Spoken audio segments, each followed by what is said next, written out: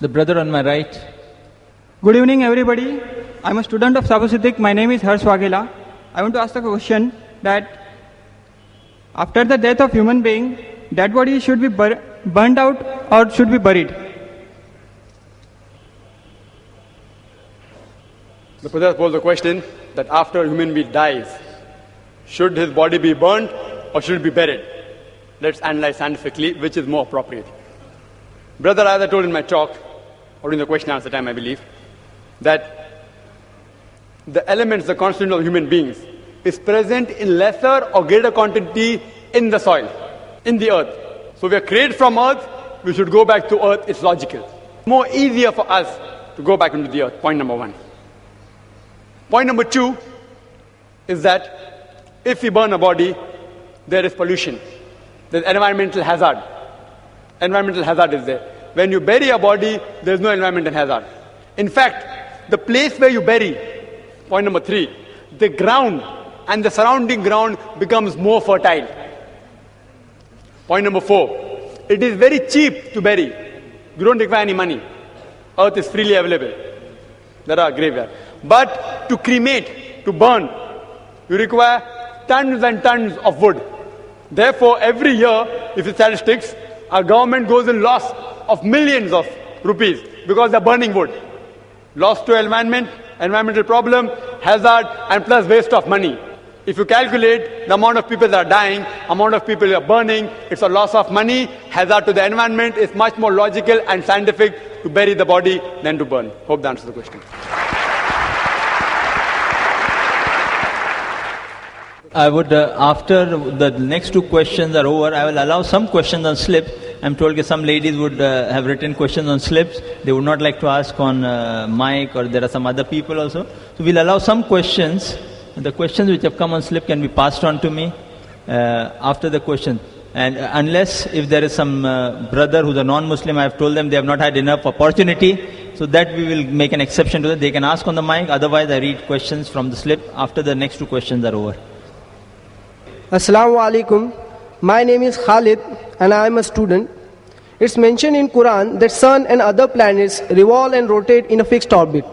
And at the other place relating to the doomsday, it's mentioned that earth will collide with sun in somewhat a spiral form. When revolution and rotation can, then the phenomenon of collision takes place, how is it possible? The brother posed the question that it says that the sun and the earth rotate, and some places it says sun and the earth will collide. Some places it says that. But as I told you, there are certain statements in the Quran talking about the signs of the Day of Judgment. And I myself quoted in Surah Qiyamah, chapter 75, verse number 8 and 9, that the sun and the moon will join together. When? On the Day of Judgment, not today. It's giving you signs of Day of Judgment. It's not telling you that today it will happen. The name of the surah is Surah Qiyamah, Day of Resurrection, and gives various signs that the moon will be buried in darkness, the stars will fall down, the ocean will swell up, etc. These are signs of the Day of Judgment. Has it happened? No. But before the world ends, it will surely happen. Hope that answers the question. Nowhere does the Quran say a normal circumstance will happen. One question I'll ask now on the slip, then on the mic. One on the slip, then on the mic. The question on the slip is, it is mentioned in one verse of the Quran that Allah is the Lord of the two east and two west. How can you explain this verse of the Quran scientifically? The question posed was that the Holy Quran mentions that Allah is the Lord of two east and two west. How can you explain scientifically?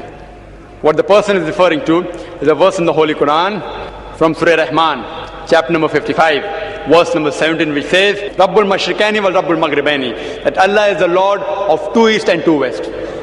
In Arabic, we have two types of plural. One is dual plural and one is plural more than two.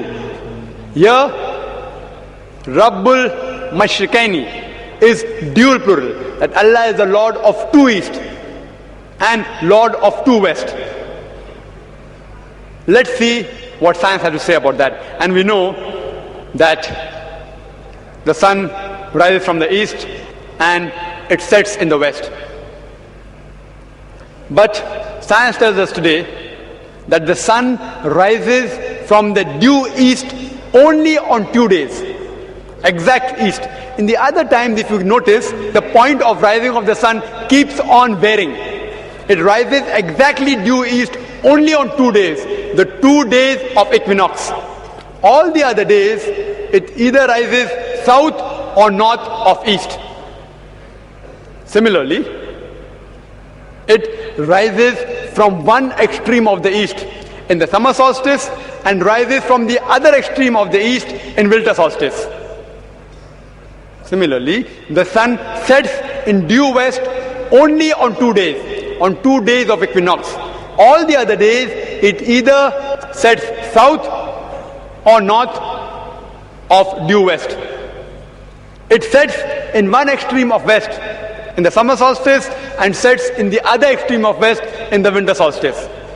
So when the Quran says that Allah subhanahu wa ta'ala is the Lord of 2 east and 2 west, it is referring to the 2 extreme points of east and 2 extreme points of west. But there's another verse in the Holy Quran, in Surah Marij, chapter number 70, verse number 40, which says that Allah is the Lord of easts and wests. It is not dual plural, it is plural more than 2. The Allah is the Lord of easts and the Lord of wests. Therefore, Allah is the Lord of all the various points in east. So in short, Allah is the Lord of 2 extreme points of east, 2 extreme points of west, and all the points in between in the west, and all the points in between in the east. Next question from the ladies' side, please. Assalamu alaikum, Brother Zakir. My name is Malika Muhammad Islam. My question is that what does the Quran mean when it says that Allah sent down iron from the heaven? The sisters asked the question, what does the Quran mean when it says that Allah has sent down iron from the heaven? The verse the sister is referring to the Holy Quran is in Surah Hadith, chapter 57, which means iron, verse number 25, which says that Allah has sent down iron, in which there is material for war and various benefits for the human beings. The Arabic word used for send down is anzala. It means to send down. Now anzala can be looked at in 2 different ways. One way is Allah has sent down, Allah has revealed. So Allah has revealed that in iron there is a lot of use and material for mighty war, as well as benefits for humankind. Allah has revealed this, that in iron there is material for war and various benefits. And we know today that iron is one of the most important metals we know of. From it we get steel. And steel and iron is used for making instruments of war, like weapons, swords, spears, guns, etc. It's even used for making instruments of peace, like bricklayer, instruments of an engineer, instruments of an architect, knife, fork, spoon, etc. So, if you read the first meaning, it says that Allah has revealed that in iron there is various benefits and material for mighty war. The other way, if you take it literally, that iron has been sent down to heaven. This verse was shown to Professor Armstrong. That what do you have to comment on Surah Hadith, chapter 57, verse number 25, he says that iron has been sent down for heaven.